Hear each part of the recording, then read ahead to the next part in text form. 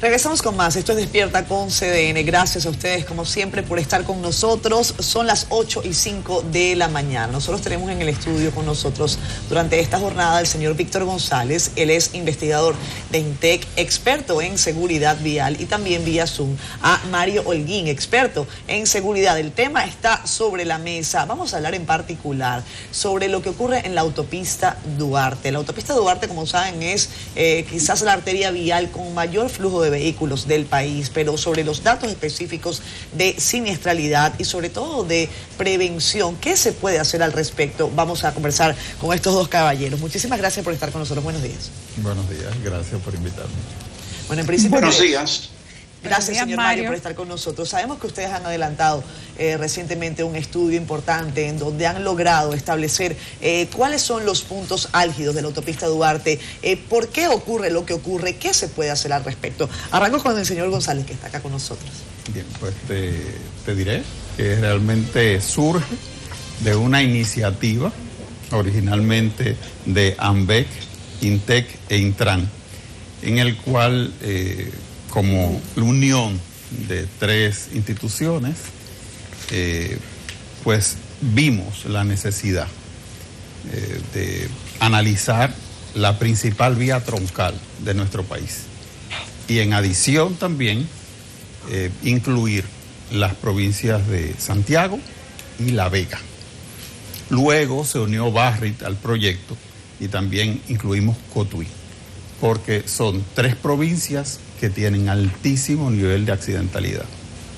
Entonces, a partir de ahí, pues establecimos lo que es el análisis y el plan preliminar del corredor de la autopista Duarte, y en cada una de esas provincias pues hicimos los estudios pertinentes. A grandes rasgos, ¿cuáles son los resultados que aportó esta investigación? Bueno, los resultados son básicamente georreferenciamos los puntos críticos donde se da el mayor índice de accidentalidad desde el kilómetro 9 hasta Santiago, si nos referimos al punto de la autopista Duarte. Y a partir de ahí, pues hicimos un levantamiento en campo. Este levantamiento en campo consistió en un recorrido, una revisión física de lo que tenemos actualmente dentro de lo que es infraestructura y señalización vial, y a partir de ahí hicimos las recomendaciones. Las recomendaciones desde el punto de vista de las buenas prácticas que existen en la actualidad para prevenir los accidentes.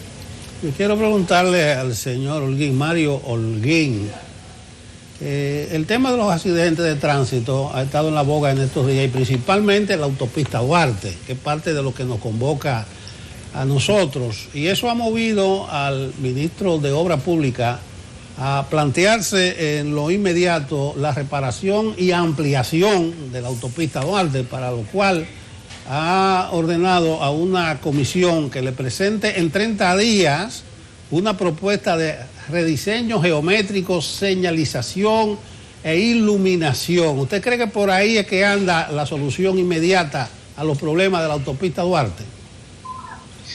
Siempre y cuando se trate el problema de forma integral, porque no es solamente la parte infraestructural, que a eso se refiere. También hay algunas cosas que hay que hacer con respecto al comportamiento, la vigilancia, el control del tráfico a lo largo de la vía.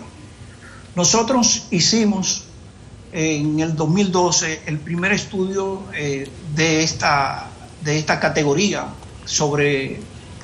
no solamente sobre la autopista Duarte, sino sobre la red viaria nacional, en donde clasificamos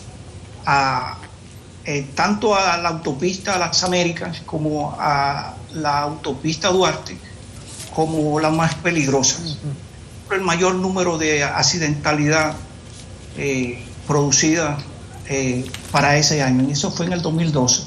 Hicimos algunas recomendaciones, pero no estudiamos específicamente puntos críticos, sino que recomendamos que se hiciera un trabajo mucho más detallado que luego entonces ya, como lo dijo el experto anterior, pues se ha estado produciendo o se hizo. No lo conozco. El estudio se llamó factores de riesgo predominantes en las vías nacionales, y nosotros determinamos, además de la autopista Duarte y las Américas, 180 tramos de concentración de accidentes más, que eso fue la primera vez que se utilizó el término de tramos de concentración de accidentes aquí en nuestro país. Entonces, nosotros determinamos que había una mayor concentración en el tramo Villa Altagracia-Bonao y en el tramo de Villa Altagracia, específicamente en la parte urbana, en ese tramo urbano de la autopista Duarte. Señor González, usted que está acá con nosotros en el estudio, con relación al informe que nos compartía y que vamos a ver a continuación algunas imágenes, ¿cuáles son las principales soluciones, los puntos álgidos de la autopista Duarte? Vamos a colocarles nombre y apellido. Estaba revisando que, por supuesto, las motocicletas siguen teniendo un rol lamentable en la cantidad de cifras de muerte. Muchas de ellas ocurren en la mañana, la mayor cantidad de muertes, por lo que estaba incluso revisando. Contrario a lo que se podría pensar, de que la gente, bueno, en las noches hay mucho dato de siniestralidad, en las mañanas, los fines de semana incluso. Sí, los fines de semana de por sí son un periodo de alta accidentalidad, porque influyen otras causalidades, que generalmente la gente está mucho más festiva y hay muchas personas que se movilizan por diferentes motivos, ¿no? Entonces, generalmente el fin de semana, cuando hablamos de sábado, domingo y el inicio del lunes, es un periodo de bastante incidencia en los accidentes. ¿Cuáles son las recomendaciones, señor? Mira, básicamente las principales recomendaciones hay que analizarlas por partes. Sí. Si hablamos de tecnología, la tecnología más vulnerable son las motocicletas. Representan alrededor de un 50-60% dependiendo de los puntos que analicemos. Entonces, si utilizamos ese concepto, pues sencillamente hay que pensar en que la solución debe empezar por ahí.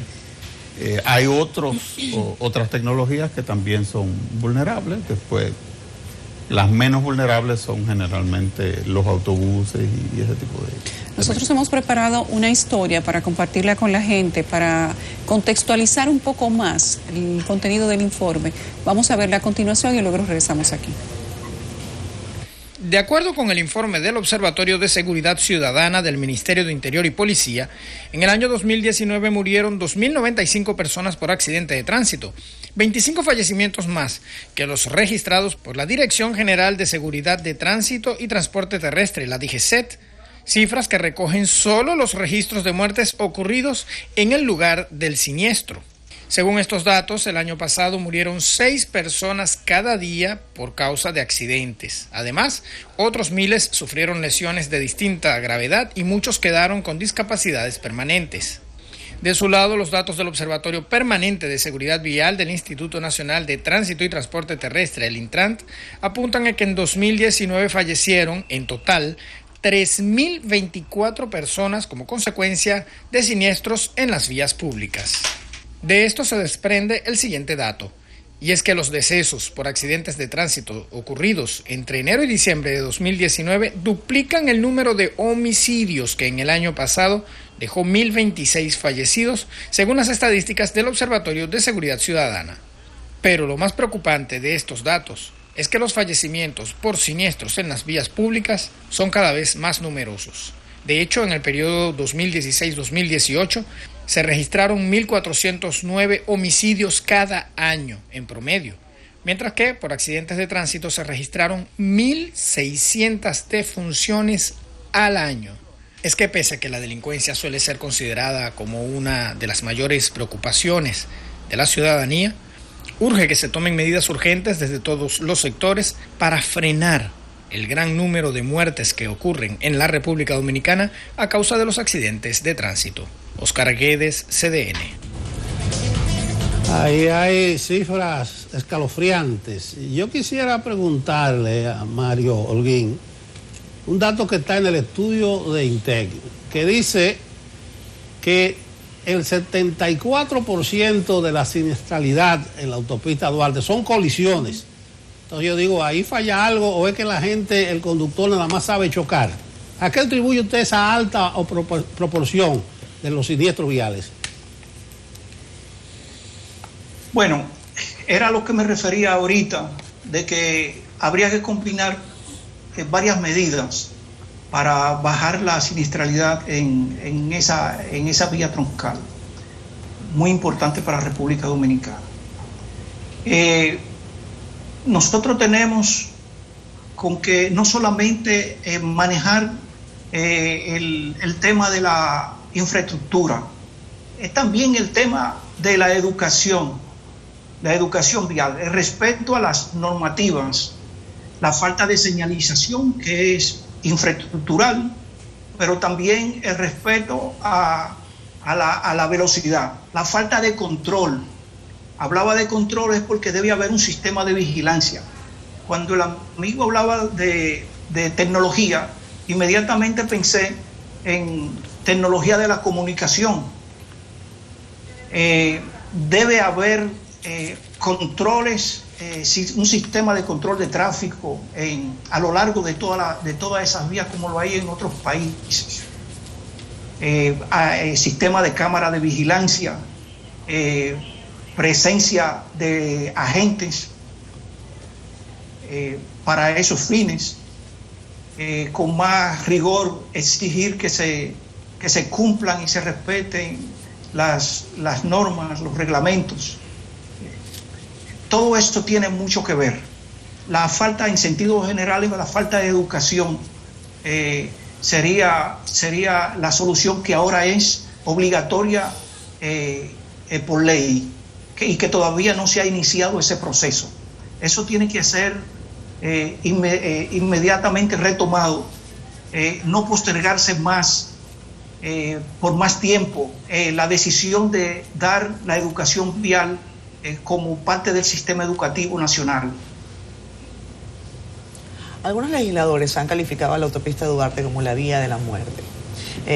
Hay tramos que están totalmente sin ninguna iluminación, tramos, como comentaba Nelson, que han ido deteriorándose, que ya él dice, ya yo me sé los hoyos, ya sé para dónde es que tengo que mover el vehículo. Una vez que ustedes realizan este tipo de informes, ¿cómo se canaliza y cuáles serán las posibles aplicaciones sobre los resultados? El Ministerio de Obras Públicas recientemente ha dicho, van a intervenir la autopista Duarte, pero nosotros acá incluso comentamos, eso podría tardar años.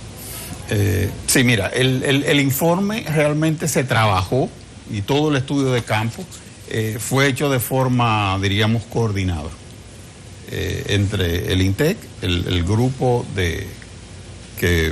una consultora brasileña que patrocinó AMBEC, y el Intran. Entonces hicimos todo este trabajo coordinado, sobre todo del levantamiento de los puntos críticos. A partir de ahí, nosotros pues trabajamos y formulamos las recomendaciones.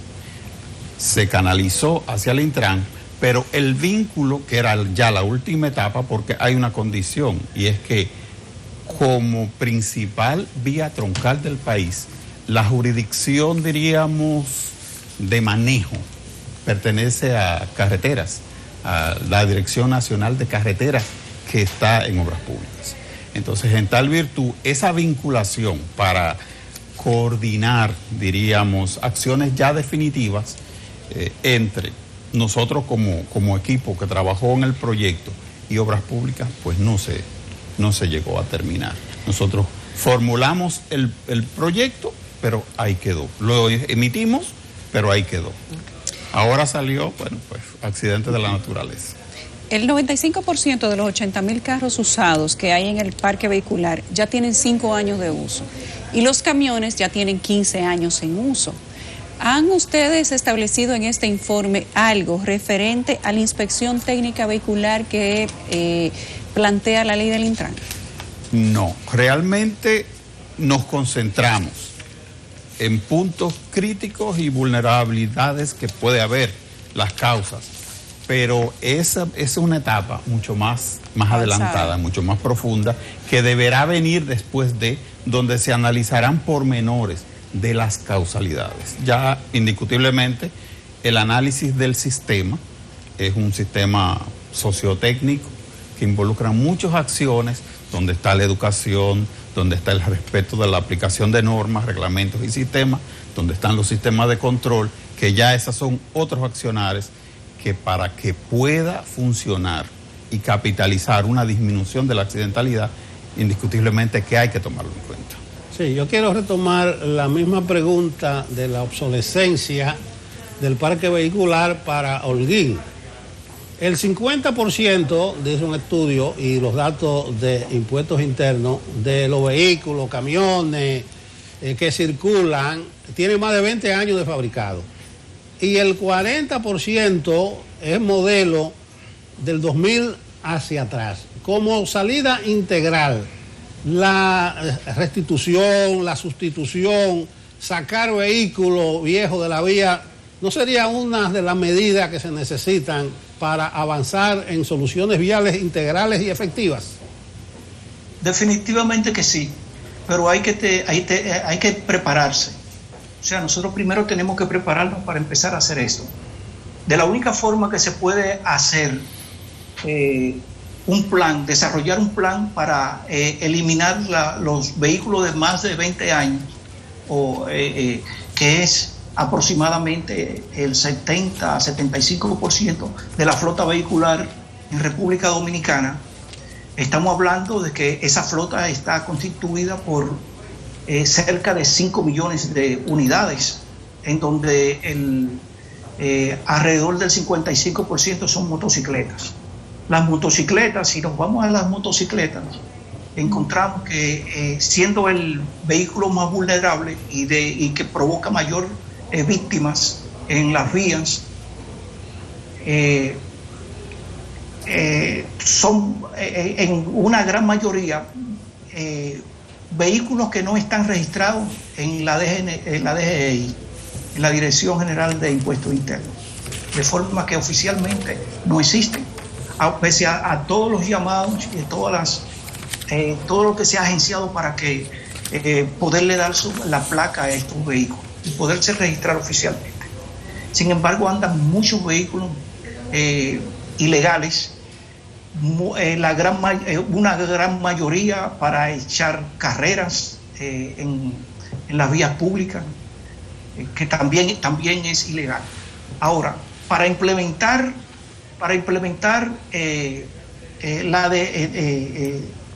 la eliminación de estos vehículos viejos, hay que desarrollar plenamente y de forma confiable el sistema de inspección técnica vehicular, que todavía no se implementa. Se llevó a principios de año a un concurso, no sabemos la situación actual de este tema, pero es un tema que tiene en carpeta más de 50 años República Dominicana, porque la ley 241 lo contemplaba, y ustedes recuerdan que se hacía de una forma burda el proceso de la revista, asunto que yo en particular nunca estuve de acuerdo de que se hiciera de esa manera, por una serie de factores que se desencadenaban a partir del momento en que se empezaban esos procesos, que ustedes perfectamente pueden recordar. De forma que lo primero que hay que hacer es la inspección técnica vehicular para entonces abordar el tema de la eliminación de los vehículos obsoletos. Una gran mayoría ya son muy viejos. Y hablábamos del principio que de un 70 o un 80% tienen más de 20 años. Mario, Víctor, ¿ha sido socializado este resultado con la administración nueva del Intran? Para saber o nosotros tener una idea de qué se va a hacer con este resultado, porque un estudio que tenga esta calificación, si no se le da continuidad o si no se usan sus datos para tomar acciones y producir, digamos que reglamentos o consecuencias o previsiones, simplemente es un esfuerzo que se queda sin aprovechar. ¿Qué se ha hecho con el resultado de todo lo que se ha evidenciado en esta investigación? Mira, realmente en los últimos días ha habido, diríamos, cierta inquietud, pero coordinado el intercambio, ya una reunión técnica entre partes, todavía no se ha dado. Esperemos que en los días próximos pues se dé ese acercamiento y sobre todo porque parte del equipo del Intran que participó con nosotros, me imagino que está todavía laborando en el Intran. Entonces, a partir de ahí ya el enlace lógico sería coordinar con Intran Obras Públicas y nosotros y empezar a retomar, por lo menos si es del interés del Estado, pues aprovechar este tipo de recursos que existe. Sí, porque, y que de volver a iniciarlo, pues nada, claro, sería un esfuerzo. Sí, porque de lo contrario sería un ejercicio intelectual. Un esfuerzo, claro, inútil. Incluso te refería el dato de la motocicleta. El estudio de INTEC dice que en el 56% de las colisiones están involucrados motocicletas. Entonces ya eso remite a algún tipo de plan especial. ¿Será hacer un carril especial en la autopista a la motocicleta, como hacen con la bicicleta? Sí, pero incluso yo, perdón, que lo interrumpo, incluso yo recuerdo un momento cuando surgió la nueva legislación, en que se armó un debate de por qué no se podían tener a 3 personas a bordo de una motocicleta. Y habían referencias de, bueno, pero es que una cosa es la realidad en las calles y otra cosa es lo que dicta la norma, ¿no? Y yo decía, bueno, pero es que la realidad tiene que ajustarse a la norma, porque si no vivimos en un pueblo sin ley. Claro, indiscutiblemente. Por ejemplo, la motocicleta, que es algo que arroja nuestro estudio. Las motocicletas prácticamente ninguna, creo que anda por un 95, 96%, no tienen espejos retrovisores. Y no los multan, a ellos los AMETS no lo para paran. Nada, son invulnerables, y no le ponen una multa. Son invulnerables.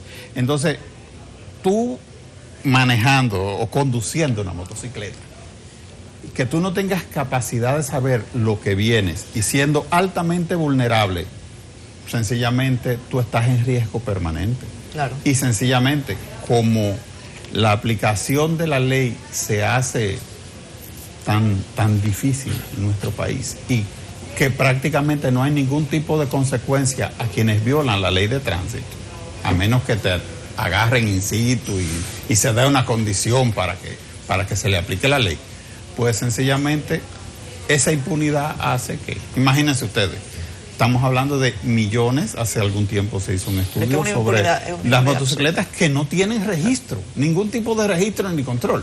Entonces, te rebasan por la derecha, te cruzan bruscamente, hay todo tipo de infracción sin ningún tipo de consecuencia. De sanción. Sí. Holguín, usted hablaba de educación vial y la prevención es importante también, pero no se necesitaría apretar un poco más la tuerca. Aquí se ha hablado mucho del sistema de puntos en la licencia, sí, que podía ser una medida elemental.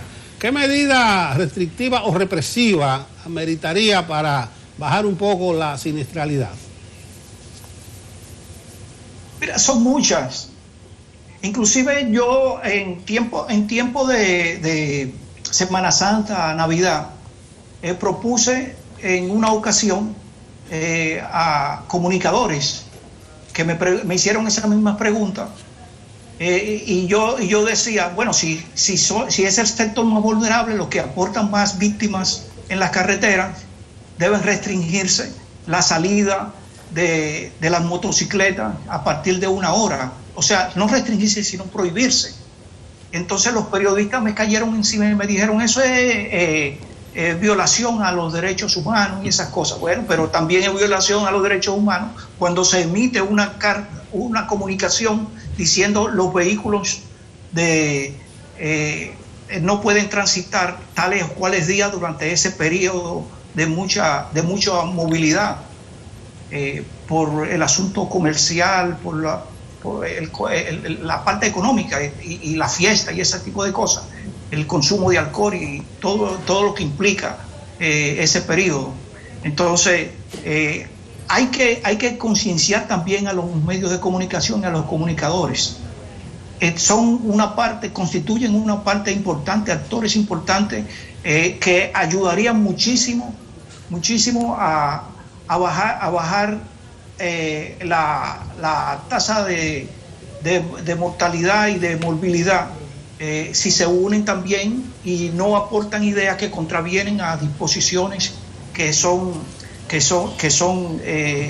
lógicas, porque si los padres preferirían tener a un muchacho incómodo en la casa que tenerlo en el cementerio y ellos llorando en los hogares. Entonces es preferible tenerlo incómodo en la casa.